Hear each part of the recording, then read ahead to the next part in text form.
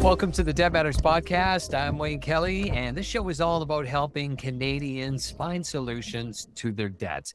I've got Brenda Wood helping me today from Allen Marshall and Associates in Dartmouth, Nova Scotia. Thanks for being on the show. Thank you for having me, Wayne. I love this topic. It's all about fear about their debt and how people are living these days and all the different solutions that are there. So I wanted to talk about that. How do you go from fear to freedom when it comes to debt? I think the fear to freedom is allaying those fears by coming in and having a free initial consultation with a licensed insolvency trustee. We are federally regulated, and our role is to make sure that Canadians understand what their options are for dealing with the debt. There's no obligation. There's no money up front. It's usually just a chat. What are the options that are available for you? And we would discuss all of your options with you. And then you just go away thinking about what's best for you and where you want to go and what you want to do. And then come back and reach out to us if you had any questions, and we would just go from there. And it's not these days we're so used to hey, come on in, just give us a free trial. Let's just do a quick conversation. And then you guys are just super salespeople and you try to really do what you can to get them to sign on the dotted line. That is not what this is about. This is about where they can say, I'm having some issues regarding payments. I've made some bad financial decisions, and now I'm not able to make all my payments. This is where a licensed insolvency trustee comes in. That's right. So there's no pressure tactics on our end. We are simply letting people know, here are the options that you have available to you, and they get to think about what they'd like to do. Most of the time when I have people come in, it's an hour-long, typically, conversation where we gather some information about what kind of assets they have, what kind of income they have, what their expenses are, and then we brainstorm what might be available for them in terms of options. And then it's up to them to decide what they want to do. And we certainly would put no pressure on anybody to do anything that they're not interested in doing. There's all these different terms out in Canada that we have. Like there's a credit counseling services, or there's a bankruptcy or consumer proposals and bankruptcies. What is the difference between a trustee and a credit counselor and some of the other advertisements that I hear? So the main difference between licensed insolvency trustees and debt management programs or credit counseling is that we are federally regulated professionals in Canada. We are regulated by the Bankruptcy and Insolvency Act, and we are supervised by the Office of the Superintendent of Bankruptcy. We have very high ethics standards that are set by legislation and set by our professional associations. And we're the only professionals in Canada who are licensed to deal with bankruptcies and consumer proposals. And the difference between us and debt management programs or consolidating or credit counseling is basically that we're federally regulated. And that's an important thing to understand, I think, because if there is no federal or provincial regulation around the debt management programs, then you're just stuck with whatever rules or regulations they have in place with their business. Because we're federally regulated and very highly regulated by the Superintendent of Bankruptcy, it's all set by legislation. So everybody gets treated the same and everybody has the same availability in terms of what they could do with it through a bankruptcy or through a proposal. And your name is on the Canadian government website. That's correct. So the Office of the Superintendent of Bankruptcy and our association, the Canadian Association of Insolvency and Restructuring Professionals, CAIRP for short, both have websites, and those websites allow you to search up for an LIT in your area that you could reach out to. And LITs are required to have a personal presence so that you could come in and speak with an LIT in person and have someone in your area who knows the area, knows you, and knows what the situation is like in your area. What are some of the common misconceptions you think people have about trustees and LITs and bankruptcies? I think some of the misconceptions are, number one, I'm going to lose all my assets. And that is the biggest fear that people have. I'm going to lose all my assets. And I think what they would find and be surprised by is that federal and provincial legislation exempts quite a few assets, so that they wouldn't have to be involved in a bankruptcy or in a proposal necessarily.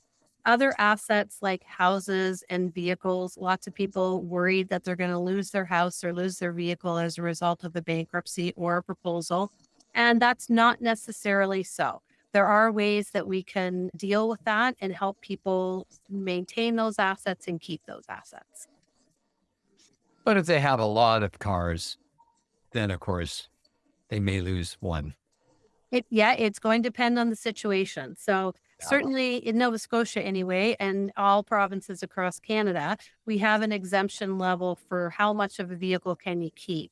If you have multiple vehicles, it doesn't necessarily mean you're going to lose the other vehicles, or lots of people worried about, will I lose my ATV or will I lose my camper or something like that? Certainly you may want to give up some of those assets if you're making payments on them that you can't afford, but it doesn't necessarily mean you have to give them up. If it's manageable in your budget, sometimes we can find ways for you to be able to keep that asset and still pay the value of that asset to your creditor as part of a bankruptcy or a proposal.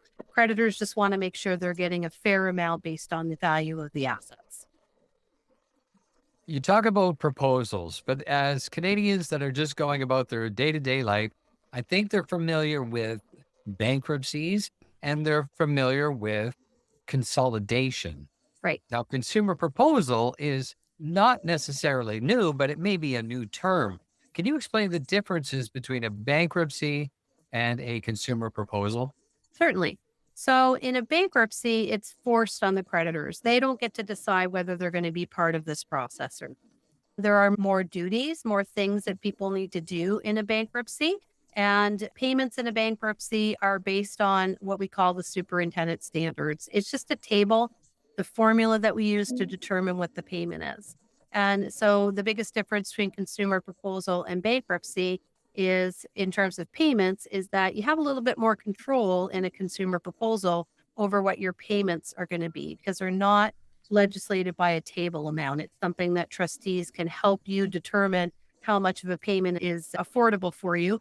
And it's a longer term. So oftentimes you can still give the creditors as much or more than what they would get if you were in a bankruptcy, but you can pull it out over a longer period of time, which makes your payment more manageable. The other difference is in the voting and the process itself. In a bankruptcy, there is no vote. Creditors are forced into the bankruptcy. In a proposal, creditors get to vote on whether they like your proposal or not. So there's a process there, and it's really more of a creditor driven process than the bankruptcy.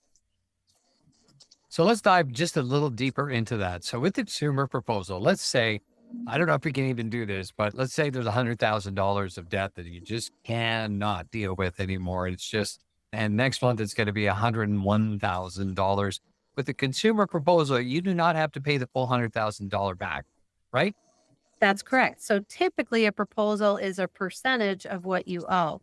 There is no given percentage, there's no minimum percentage that has to be paid. It's a balance of what are your assets worth? What kind of an income do you have? And what could you afford? What could you manage? And then what the trustee knows because of doing thousands and thousands of these proposals across the country, what we know about what creditors would be willing to accept in terms of a percentage.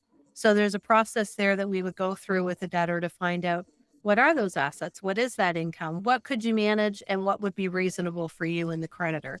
And typically, yes, it is a percentage. It's not normally 100% unless you have a lot of assets available. And then with a bankruptcy, do you lose the entire debt? Just boom, it's gone. And then you spend 7 or 9 months doing some kind of counseling before you can come out with zero debt? How does that look? So it'll depend on whether there's been previous bankruptcies or not. If it's a first bankruptcy, then it's typically 9 or 21 months, depending on the income level. If it's a second bankruptcy, it's typically 24 or 36 months, depending on the income level. And then a third or more bankruptcies, it's up to the court to decide how long you would be in bankruptcy. So, in terms of length of time when you're done the bankruptcy, that'll depend on first, second, or third or more bankruptcies. And the reason there's a difference between the 9 and the 21 months or the 24 and the 36 months has to do with your income level. If you're below a certain level, you'd be at the lower end of the scale in terms of how long the bankruptcy would last. At the higher end of the scale, if you have a higher income coming in, all depends on what that income looks like.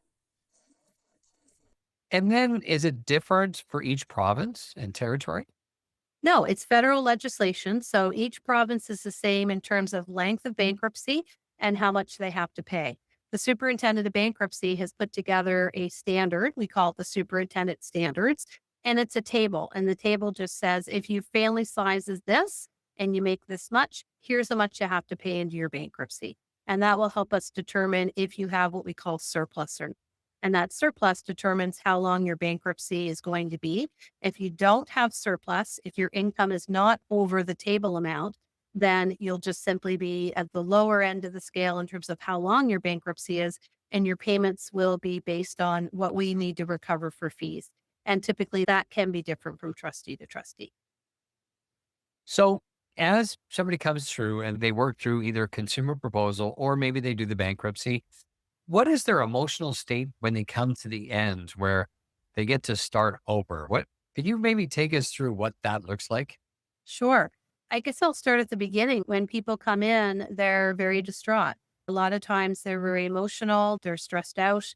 And I often find that the day they sign the documents to file a proposal or file a bankruptcy, they immediately feel some sort of relief. A lot of people do.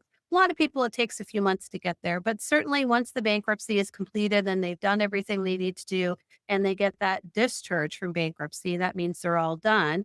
They're very excited and very happy to be finished with the process.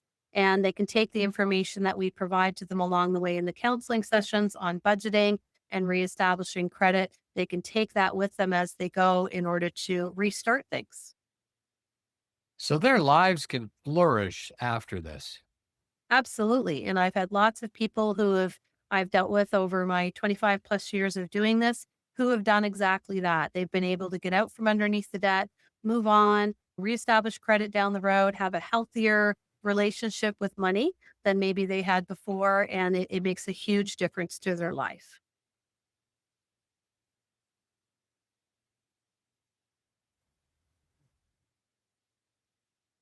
So we talked about all the different types of solutions, but do we have maybe a few like little red flags or warning signs that we need to be aware of? So, yes, those are warning signs that are difficult, I think, to miss. So things like you're in your overdraft all the time. I think people realize if they're in their overdraft all the time that something is not right. Their cash flow is compromised somehow. If you're getting letters from creditors or calls from creditors constantly, then that's a big warning sign, especially if those letters or calls are threatening legal action. If you have a garnishee on your wages, obviously that's a problem. If you're filing your tax returns and you don't have the money to pay Revenue Canada because you owe them, that's a really big sign that something isn't right and you need to seek some professional help. Somebody is probably watching you and listening to this at this moment, and they're saying they're on the fence on whether or not they should make the phone call. What do you have to say to them? I say make the phone call. Jump in with both feet. Don't wait. Get some information. Again, we're only fact finding. We're just getting some information from you. You're getting lots of information from us about what your options are. And we're able to give you all of your options. We'll talk to you about everything that we think you might be able to do to fix the situation and with no obligation and no money. And most importantly, no money up front to get that information from us. I find for myself, anytime like the most stressful times are when I don't know what the solutions are. I see a problem in front of me, but I don't know what the solutions are. And this is the solution for so many Canadians that are going through a tough time because of all that we've seen over the last little while. Our debt is just growing and a lot of people struggling just to buy groceries and fill up their cars. And as you were just mentioning, the difference in how they feel after they have the solution, they can here we go. Here's a map on how we can get you out of this situation. There's no price you can put on that. That's correct. And that's the most important thing. If you are hurt, you go to the doctor. If you have financial problems, come see the licensed insolvency trustee. You don't have to do anything, but at least you're armed with all the information you need to make an informed decision. And again, knowledge is power. Final words of advice from you, Brenda. I think budgeting, keep that budget going. Make sure you recognize the warning signs of financial difficulty. As soon as you have an inkling that something isn't quite right, come on in and see us. Even if we don't see something that we can do as a professional, to help you. We will point you into the right direction of where you can get help and what you could do. Terrific. Brenda, thank you very much. It's always a pleasure. Thank you very much, Wayne. And if you want more information, you can always check out the website wecanhelp.ca. Lots of great resources there, and that's where you can schedule that free consultation. And of course, you can always check out debtmatters.ca. Thanks for listening.